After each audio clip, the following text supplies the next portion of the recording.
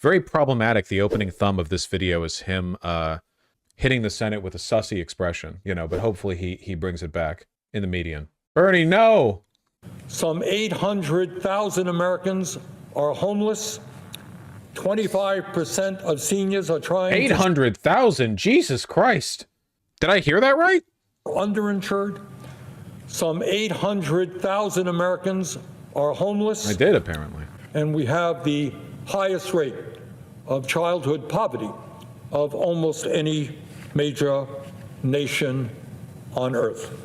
And we are now in the absurd situation, the grossly unjust situation, where the three wealthiest people on top own more wealth than the bottom half of American society. Are we in a legit Great Depression situation again? No, but considering the fact that a massive amount of our economy is now just like speculative exchange and doesn't have anything to do with actual material production. Like if our economies were judged at their wealth based purely on the value of the physical material production within that country, we'd be getting lapped by China. So I feel like at some point we're gonna have another 2008. Somebody's going to like under-evaluate to a critical extent, or someone's gonna default on a loan payment, and the amount of money will be so large that like it'll lead to a chain reaction of collapses. I don't know. Some 170 million people. Yeah, we're in the Gilded Age, basically. Top, more wealth than 170 million on the bottom. Madam President, that is not what America is supposed to be about. What if it's Tesla? Wouldn't that be funny? And in truth, there are a number of reasons. Like someone wakes up and they're like, wait, why is Tesla worth $50 bajillion even though the Cybertruck sucks and they make less cars than other companies? And then the entire economy collapses. It could happen. The failure of Congress to raise the minimum wage to a living wage is another reason. Many women are millions and millions of workers today rage. Are forced to try to survive on starvation wages. Madam President, Elon Musk, the wealthiest man in the world with a net worth of nearly $430 billion, and other multi-billionaires in the high-tech industry claim that the... Oh, you're right. The video is super distinct. I was mostly looking at chat. H-1B That's funny. federal guest worker program is vital to our economy. Boomer because video. of the scarcity of highly skilled engineers and other technology workers in the United States. In other words, what they say is they are trying desperately to find just highly skilled American workers to do their jobs, just can't find them, just not there. And in my view, Musk and the other billionaires who are strongly supporting the H-1B program are dead wrong. American workers are there, they're just not looking for them. In my view... That's probably true.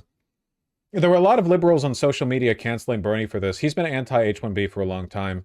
I'm like largely anti-H-1B visa, but not for the reason right-wingers are. So, you know, it's like me looking back and forth to make sure I'm different, you know? Take issue with it, but not in the problematic way. But in truth, the reality of what the H-1B program is to replace good-paying American jobs with hundreds of thousands of lower-paid guest workers from abroad who are often treated as indentured servants. The cheaper it is to hire guest workers, the more money the multi-billionaire owners of large corporations make. In other words, this program is not only grossly unfair to American workers, many ways unfair to It's not hundreds of thousands though, right? Isn't the maximum number of H-1B applicants at one time something like 85,000? Am I off on that? Or is that 85,000 per... Is that 85,000 new entrants per year, or 85,000 at a cap at any given point in time? Let me see. Eligible registrations from 750... Let me see. How many issues? 120,000 benefit. How many?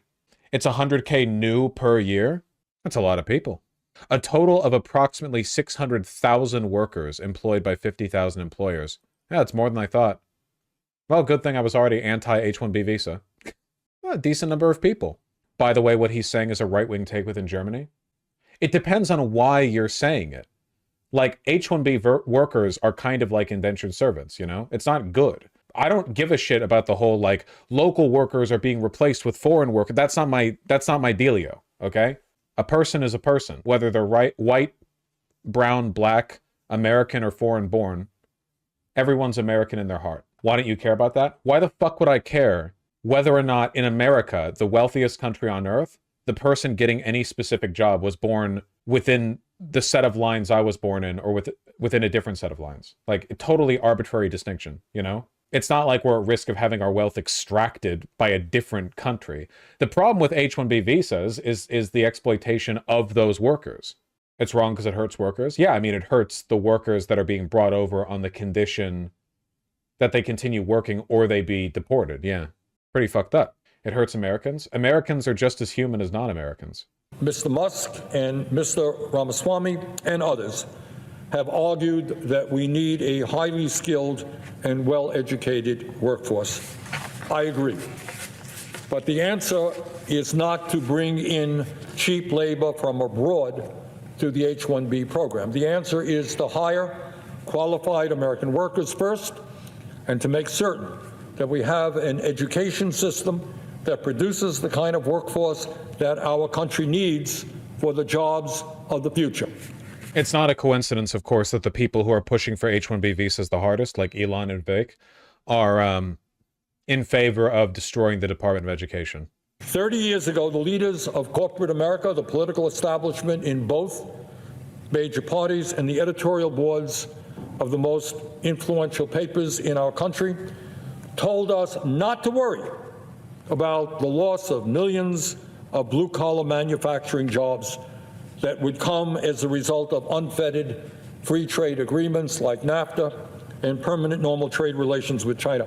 Don't worry about the loss of those jobs.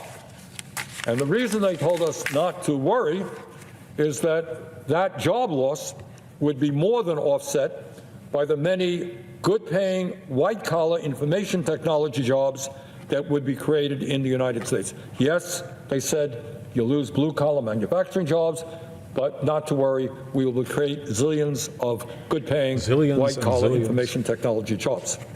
I personally, who was a member of Congress at that time, never believed that, and I helped lead the effort against. And this ultimately is the crux between like a Marxist perspective on foreign labor and immigration and a reactionary one, which is the reactionary's response to this is, oh, foreigners are stealing our jobs. Whereas the Marxist position should be the wealthiest people in our society are underpaying foreign workers as a way of getting around paying domestic workers a full wage. The agent, the active agent, is the wealthy people making these decisions. And they are not forced to. They choose to.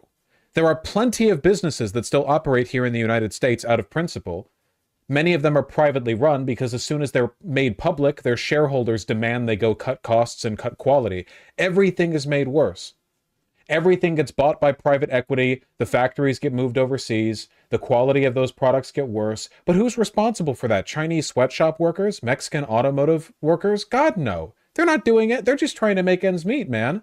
It's the people on top actively making these decisions. And if you think that the profit motive in this respect is so strong that it demands these wealthy and powerful people make life worse for everyone, then maybe there's something wrong with that motive. Maybe, at the very least, it can be reined in with much better regulation.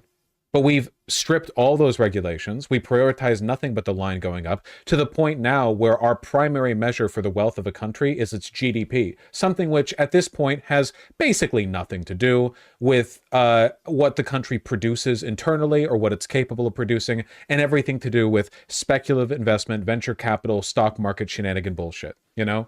Not to say that doesn't represent wealth, but it certainly doesn't represent the kind of wealth that refers to production or people's quality of life. There is a relationship, but it is not always a clean one. The line do go up, though.